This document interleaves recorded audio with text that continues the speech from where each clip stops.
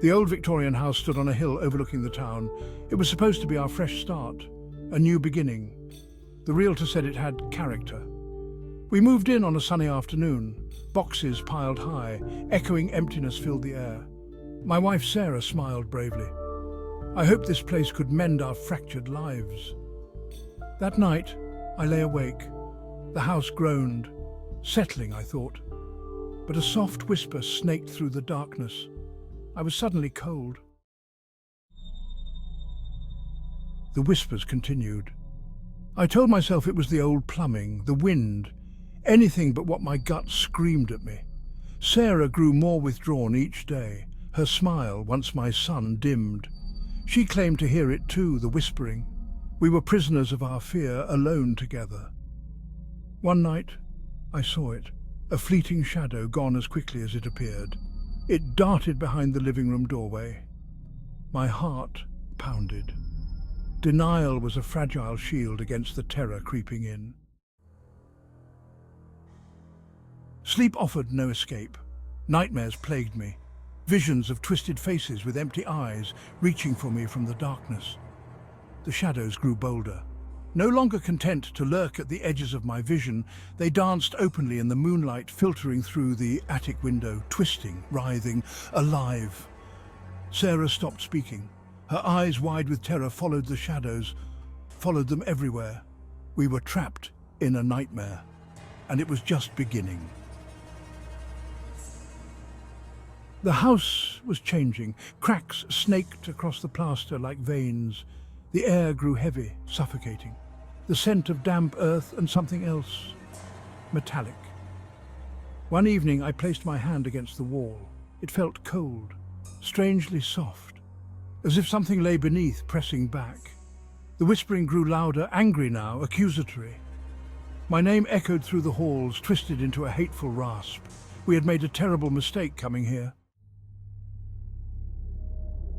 Section 5. A Ghastly Discovery. The attic had always been a place of mystery, a forgotten corner of the house where old memories and dust gathered. But today it felt different, almost as if it was calling out to me. I found a loose floorboard in the attic. It was slightly ajar, as if someone had hastily tried to hide something beneath it. My curiosity got the better of me, and I pried it open. Beneath it, a hidden compartment. The space was small, just enough to fit a few items, but it was clear that whatever was inside had been placed there with great care. Inside, a small leather-bound diary. The cover was worn and the leather had cracked with age. It looked ancient, as if it had been there for decades, untouched by time. Its pages, brittle with age, told a horrifying tale. The handwriting was elegant but shaky, as if the writer had been in a state of constant fear. Each word seemed to echo with a sense of dread. The house, it wrote, craved life. It was not just a structure of wood and stone. It had a soul, a dark and insatiable hunger that grew with each passing day. It fed on the despair of its inhabitants, growing stronger with each tormented soul. The more pain and suffering it absorbed, the more powerful it became. It was a vicious cycle, one that seemed impossible to break, and it was never satisfied. No matter how much it consumed, its hunger only grew.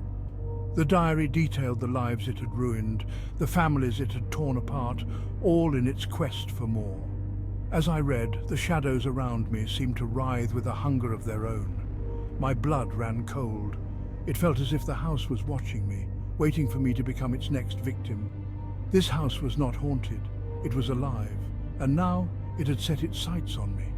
The realization hit me like a ton of bricks. I had to get out, but deep down I knew it was already too late. Section 6. Trapped! I raced back down the stairs, the diary clutched in my hand. I had to show Sarah, get out, escape this nightmare. But the house had other plans. The floorboards beneath me buckled and swayed like a ship on stormy seas. Furniture slid across the room, blocking the exits. The whispers became screams, angry guttural roars that seemed to shake the very foundation of the house. We were trapped. There was nowhere to run, nowhere to hide. Section 7. The House Awakens. The walls pulsed and throbbed. No longer content with whispers and shadows, the house began to reveal its true form.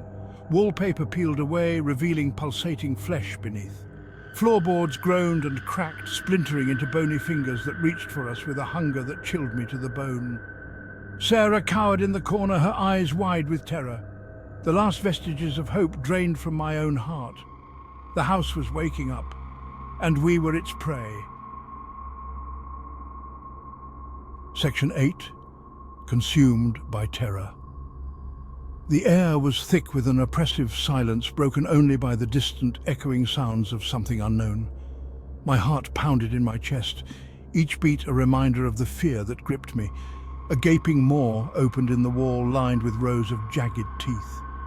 It seemed to pulsate with a life of its own, as if it were a living, breathing entity waiting to devour anything that came too close. The sight was both mesmerizing and horrifying, a grotesque spectacle that held me in its thrall. The metallic scent I had noticed before intensified, now undeniably the coppery tang of blood. It was overwhelming, filling my nostrils and making it hard to breathe. The walls seemed to bleed, the crimson liquid oozing from unseen wounds, creating a macabre tapestry of horror. The shadows, no longer mere illusions, swirled and coalesced, taking on grotesque shapes. They moved with a sinister grace, their forms shifting and changing, becoming more defined with each passing moment. It was as if the darkness itself had come alive, intent on consuming everything in its path. Twisted parodies of human forms with eyes that burned with cold, hungry fire. They lunged. Their movements were jerky and unnatural, like marionettes controlled by some malevolent force. Each lunge brought them closer, their eyes glowing with a predatory gleam that sent chills down my spine. Sarah screamed, a raw, primal sound of pure terror. Her voice echoed through the room, a desperate plea for help that seemed to fall on deaf ears. The sound was a stark contrast to the oppressive silence that had filled the space moments before, a reminder of the very real danger we were in. I threw myself in front of her, knowing it was futile but unable to do anything else. This was the end. My mind raced, searching for a way out, but there was none. The creatures were upon us, their twisted forms closing in, and I knew that our fate was sealed. In that moment, I felt a strange sense of calm, a resignation to the inevitable. We were consumed by terror, and there was no escape. Section 9. No escape. The creatures hesitated, their burning eyes flickering from me to the diary clutched tightly in my hand. Recognition sparked in their depths, followed by something else. Fear? The house groaned, a deep guttural sound filled with pain. The walls pulsed and throbbed, the gaping maw snapping shut with a sickening crunch. The creatures retreated, melting back into the shadows. The house was still hungry, but it was also afraid. Afraid of the diary. Section 10. The living house. I understood then. The house was not just a structure of wood and stone.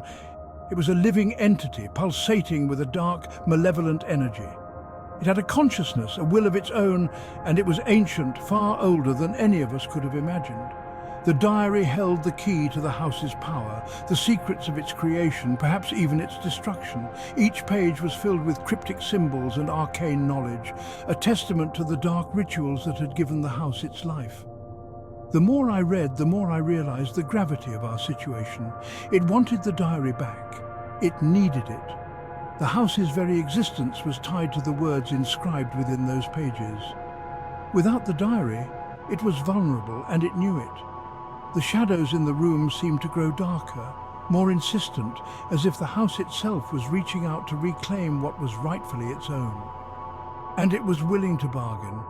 The air grew thick with tension as I felt the house's presence pressing down on me, a suffocating weight that threatened to crush my spirit.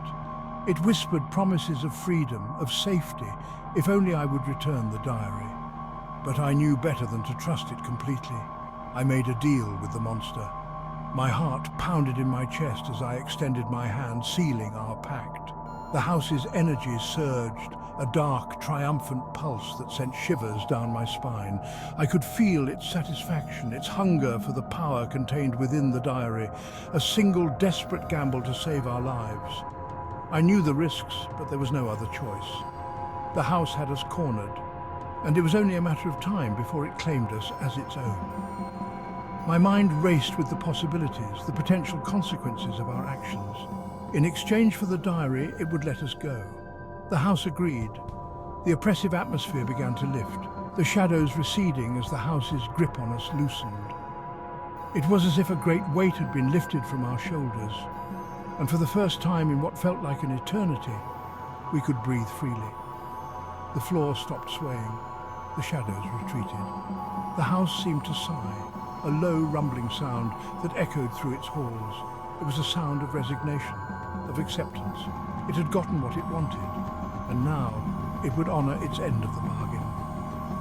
We fled into the night, the screams of the damned echoing behind us. Our hearts pounded in our chests as we ran, the cold night air biting at our skin. The house's presence lingered in our minds, a dark shadow that would haunt us for the rest of our lives. The house still stands on that hill, a silent sentinel overlooking the town, waiting, watching. Its dark windows seem to follow your every move, a constant reminder of the malevolent force that dwells within. The townsfolk avoid it, whispering tales of its dark history and the souls it has claimed. And I know, with a certainty that chills me to my core, that it remembers. It remembers the ones who dared to challenge it, the ones who tried to escape its grasp. And it waits patiently for the day when it can reclaim what it believes is rightfully its own. It remembers the ones who got away. The house is alive, and it will never forget. Its dark heart beats with a relentless, unyielding rhythm, a constant reminder of the power it holds. And as long as it stands, it will continue to watch, to wait, and to remember.